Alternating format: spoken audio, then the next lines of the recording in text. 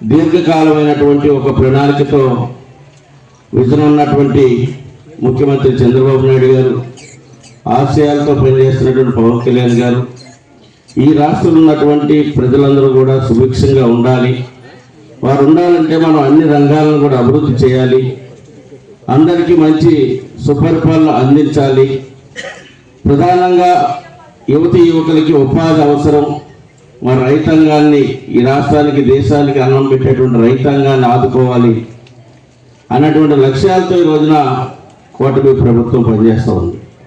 మరి ఈ యొక్క ప్రభుత్వం వచ్చిన తర్వాత రైతు ఇచ్చినటువంటి పోయిన సంవత్సరం రైతు ధాన్యం ఇచ్చిన 48 గంటలను టైం ఇచ్చి 5-6 గంటల్లోనే వారి అకౌంట్లో డబ్బులు వేశారు. ఈ సంవత్సరం 24 గంటల్లోనే వేస్తామని చెప్పి 1-2 గంటల్లోనే వారు రైతులు ఎప్పుడైతే ఆ ధాన్యాన్ని ప్రభుత్వానికి ఇస్తా ఉన్నారో, ఆన్లైన్ అవుతా ఉందో, ఎమ్మటే డబ్బులు పడేటువంటి పరిస్థితి. ఎందుకంటే రైతు సుభిక్షంగా, ఆనందంగా, సంతోషంగా ఎప్పుడైతే ఉంటాడో అప్పుడు ఈ దేశం కానీ రాష్ట్రం కానీ సుభిక్షంగా ఉంటుంది అన్నటువంటి ఆలోచనతోనే రాష్ట్ర ప్రభుత్వం ఈ యొక్క ఆలోచన చేస్తూ ఉంది.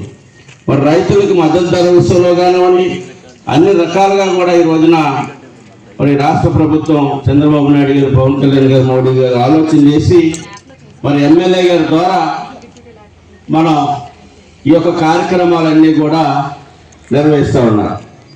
స్థానికంగా శాసనసభ్యులు వచ్చిన తర్వాత, ఎన్నికైన తర్వాత అనేకమైనటువంటి సంక్షేమ కార్యక్రమాలతో బదులు మరి సీఎం రిలీఫ్ ఫండ్ కూడా చాలా మందికి, కొన్ని వేల మందికి ఈ రోజున వారి చేతుల మీదుగా చెక్కులు ఇప్పించడం కానీ అనేక రకాల ఏ ఒక్క సమస్య ఇటు ఎమ్మెల్యే గారి దగ్గరికి తీసుకెళ్ళి చెప్పినప్పుడు వారు సాయశక్తులు దాన్ని ఫాలోఅప్ చేసి ఆ సమస్యని పరిష్కారం చేస్తున్నారు. అంటే నాయకత్వంలో, నాయకుల్లో ఒక జవాబుదారితనం అనేది ఏర్పడింది.